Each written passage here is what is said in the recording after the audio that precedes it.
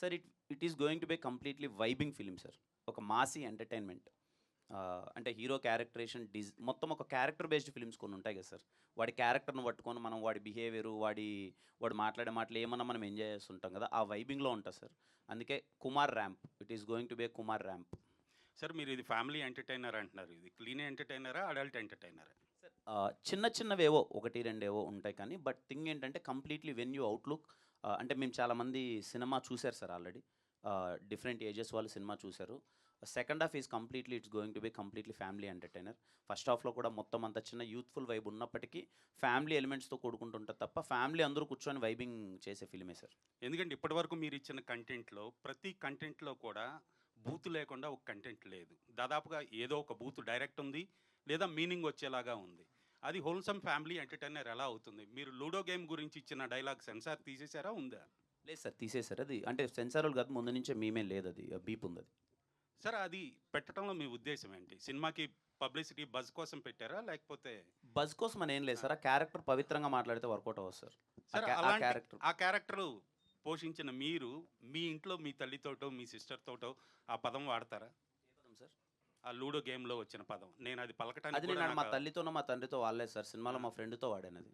మరి తల్లిదండ్రులు చూస్తున్నారు కదా. నేను అదే సిస్టర్స్ సార్. మీరు హోల్సమ్ ఫ్యామిలీ ఎంటర్టైనర్ నేను పదే ఆన్సర్ చేశాను సార్. ఇప్పటికి నాకు తెలిసింది ఇది ఒక 4వ ప్రెస్ మీట్ అంటే మిమ్మల్ని మీరు సమర్థించుకుంటున్నారేమో కానీ అది కరెక్ట్ అని ఎలా సమర్థించట్లేదు సార్. అది ఫ్యామిలీ చూడొచ్చు, హోల్సమ్ ఫ్యామిలీ ఎంటర్టైనర్ అంటున్నారు.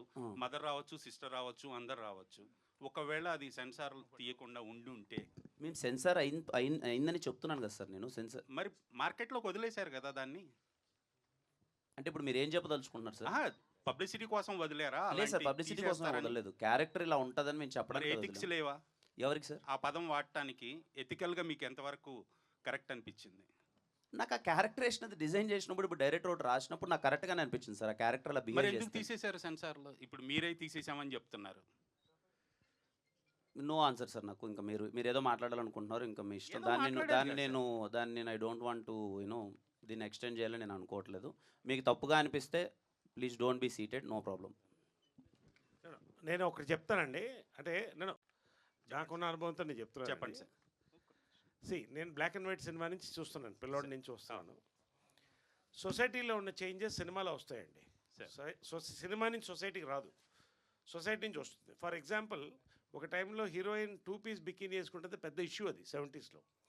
తర్వాత అప్ టు 80s వరకు కూడా లిప్ లాక్ అనేది it was banned, censor cut చేసేది. మరి అదే సెన్సార్ ఇవాళ లిప్ లాక్ వదులుతుంది కదండి. There are times are changing. అంటే నేనేంటంటే ఈ సినిమా కావాలని ఏ ఒక్క డైలాగ్ కానీ ఒక విజువల్ పెట్టింది కాదండి. ఫర్ ఎగ్జాంపుల్ నేను అనేది ఏంటంటే ఇప్పుడు ఓటీటీ వచ్చిన తర్వాత మీరు అనుకున్నటువంటి యుఏ ఇవన్నీ కూడా it's a matter of age is just a number అన్నట్టు ఇది కూడా అంతేనండి.